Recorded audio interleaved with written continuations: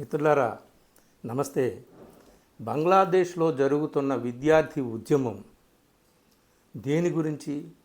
అది anti reservation మూవ్మెంటా లేక వేరే కారణాలు ఉన్నాయా?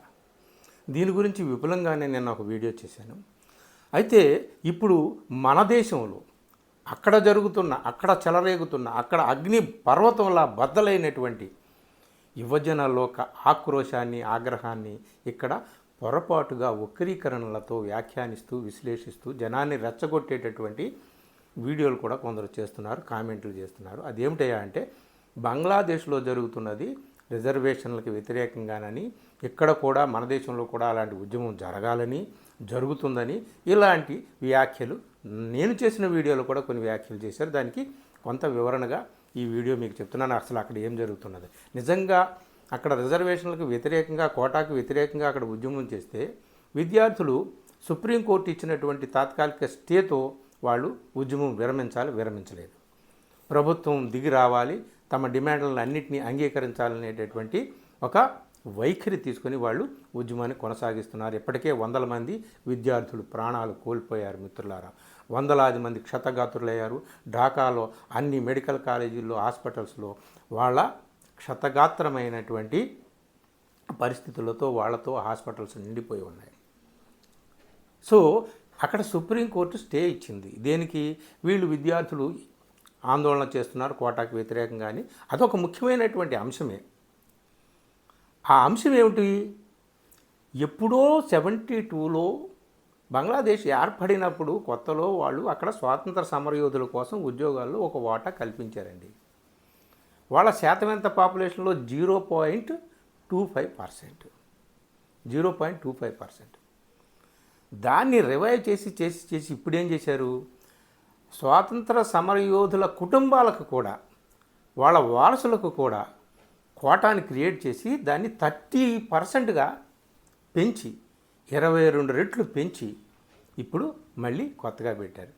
అసలే ఉద్యోగాలు లేవు, అసలే అధిక ధరలు, ఇంకా అవినీతి చాలా దారుణంగా ఉంది. ఒక్క ప్యూను 40 మిలియన్ల డాలర్ల ఆస్తిని సంపాదించుకున్నాడని, అతను హెలికాప్టర్లో మాత్రమే తిరుగుతాడని సాక్షాత్తు అక్కడ ప్రధానమంత్రి షేక్ హసీనా ప్రకటించింది బహిరంగంగానే. ఒక ప్యూన్ అవినీతి ఇది అయితే ఇక ప్రధానమంత్రి దాకా ఉన్నటువంటి అధికారులు, నాయకులు వాళ్ళ రేంజ్లో ఏ అవినీతి ఇంకెంత రేంజ్లో ఉంటుందో ఆలోచించుకోవచ్చు. సో అక్కడ ఇదొక ఈ కారణాలే కాదు, అక్కడ రిప్రెషన్ దుర్మార్గంగా ఉంది, సప్రెషన్. ప్రభుత్వ ఆటోక్రసీని, ప్రభుత్వ నియంతృత్వాన్ని ఎవరైతే ప్రశ్నిస్తారో వాళ్ళని జైళ్లలో పెట్టడం. ప్రతి యూనివర్సిటీలో కూడా ఒక విద్యార్థులకు టార్చర్ సెల్ అనేటటువంటి, యూనివర్సిటీస్ అన్నీ కూడా టార్చర్ సెల్స్గా మారిపోయినాయి. ప్రభుత్వ విధానాలను వ్యతిరేకించేటటువంటి ప్రతి వాళ్ళని అణిచివేయడం, గొంతు మీద ఉక్కుపాదం వేసి తొక్కడం, ఇవన్నిటికీ వ్యతిరేకంగా విద్యార్థులు అక్కడ ఉద్యమం చేస్తున్నారు. Not only against the quota, అది గుర్తుపెట్టుకోవాలి. ఒకవేళ అదే అయితే సుప్రీంకోర్టు ఏం చేసింది? ఇదిగో ఈ కోటాలో కోత కోసేసింది. 56% నుంచి ఓన్లీ 7% వరకే తీసుకొచ్చింది సుప్రీంకోర్టు. తాత్కాలికంగా ఉపశమింప చేయడం కోసం విద్యార్థి లోకాన్ని, వాళ్ళ ఆగ్రహాన్ని, వాళ్ళ కోపోద్రిక్త స్వరాలని తాత్కాలికంగా శాంతం చేయడం కోసం అక్కడ సుప్రీంకోర్టు అంటే న్యాయ స్థానాలకి, అధికార స్థానాలకి పెద్ద తేడా లేదు. వాళ్ళు చెప్పినట్టు వీళ్ళు చెప్పినట్టు వాళ్ళు నడుచుకుంటారు. అక్కడ ఒక బ్రహ్మాండమైనటువంటి సయోధ్య ఉంది న్యాయస్థానానికి, అధికార స్థానానికి మధ్య. సో ఇది నిజంగా వాళ్ళు సుప్రీంకోర్టు ఇచ్చినటువంటి స్టేని చూసుకొని వీళ్ళు ఆపలేదు అక్కడ ఉద్యమం. దీన్ని వీళ్ళు గుర్తుపెట్టుకోవాలి. ఇక్కడ వాళ్ళు చెప్తున్నది ఏమిటంటే మేము స్వాతంత్ర సమరయోధులకి ఇచ్చేటటువంటి కోటాను వ్యతిరేకించట్లేదు, కానీ స్వాతంత్ర సమరయోధులకు ఇస్తున్నామని చెప్పి పేరు మీద వాళ్ళ కుటుంబాలు, వాళ్ళ వారసులు, వాళ్ళ పిల్లజల అందరికీ ఇచ్చుకొని, అది కూడా ఎవరికి?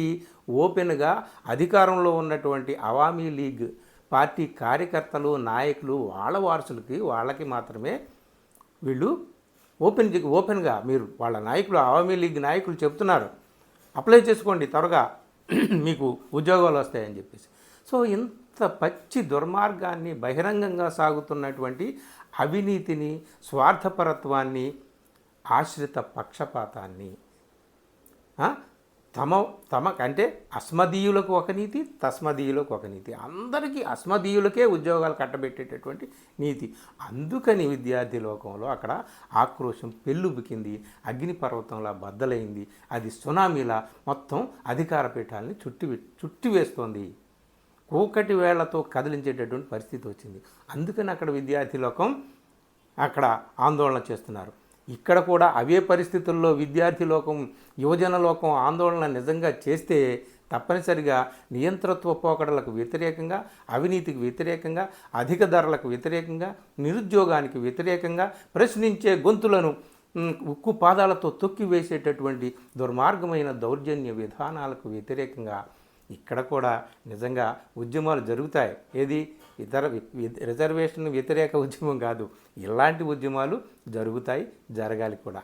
ఈ ఒక్క విషయాన్ని, క్లారిటీని మనం తప్పనిసరిగా అర్థం చేసుకోవాలి. బంగ్లాదేశ్లో ఏం జరుగుతుంది ఏమిటనేది దాన్ని ఇక్కడ మన స్వప్రయోజనాలకి, మన సొంత సిద్ధాంతాలకి, మన సొంత సూత్రీకరణలకి అనుగుణంగా అన్వయించుకొని మనం ఇదేదో చెప్పడం కాదు. అక్కడ జరుగుతున్నది కేవలం రిజర్వేషన్ వ్యతిరేక పోరాటం కాదు మిత్రులారా. ఇది స్పష్టంగా మీరు గమనించాలి. గమనిస్తే ఈ వీడియోని మిత్రులకు షేర్ చేయండి. అలాగే నా ఛానల్ని సబ్స్క్రైబ్ చేయడం మాత్రం మర్చిపోకండి. ఎందుకంటే కొన్ని సీరియస్ ఇష్యూస్ మీద, ముఖ్యమైన అంశాల మీదే నేను మాట్లాడతాను, అది మీకు తెలుసు. తప్పనిసరిగా సబ్స్క్రైబ్ చేసుకోండి ఛానల్ని. అలాగే గంట గుర్తు కొట్టండి, నేను చేసే ప్రతి వీడియో నోటిఫికేషన్ మీకు వస్తుంది. Thank you very much.